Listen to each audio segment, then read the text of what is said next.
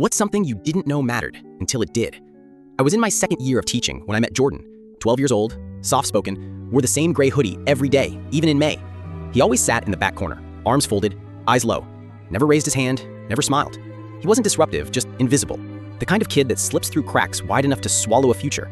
I tried, at first, asked about his weekend, commented on his sketches when he doodled in the margins, but every attempt bounced off like rain on glass.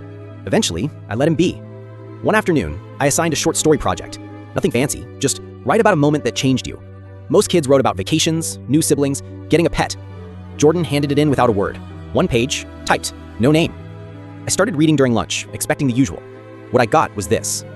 The night I realized the yelling wasn't going to stop, I packed a bag with snacks and a flashlight and hid in the treehouse. I stayed there until sunrise. My mom didn't even notice. The next day, at school, I didn't talk to anyone. I didn't cry.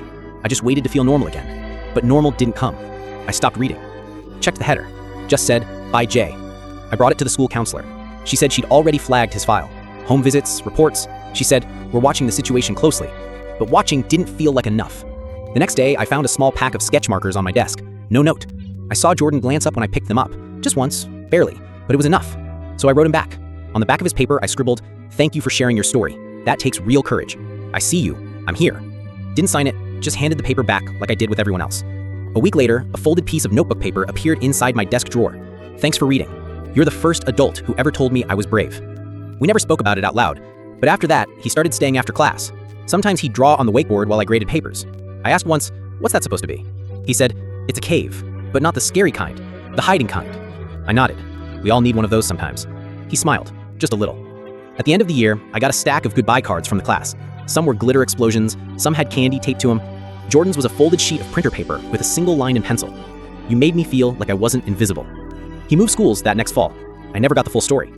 Years passed, students came and went. I remembered him every time I saw a kid quietly crumbling behind a smile or a silence. I kept his note taped inside my top drawer. Last year, I was at a gas station near the highway, half asleep, holding a coffee I didn't want. A voice behind me said, Mr. Langley? I turned. Tall kid, hoodie, tattoo peeking out of his sleeve. Takes a second, he said, smiling. It's Jordan. It hit me like a wave. He told me he'd gone to art school, now worked part-time at a shelter teaching kids how to sketch their feelings when talking's too hard. Said it saved him, gave him something to hold on to when things got dark again. I still have that story I wrote, he said. Sometimes I read it just to remember I survived. Then he reached into his bag, pulled out a new set of sketch markers. He said, thought you could pass these on to the next invisible kid. He walked out and disappeared into the night like some full circle miracle. And I just stood there, holding the markers, heart full and aching, because he wasn't invisible anymore.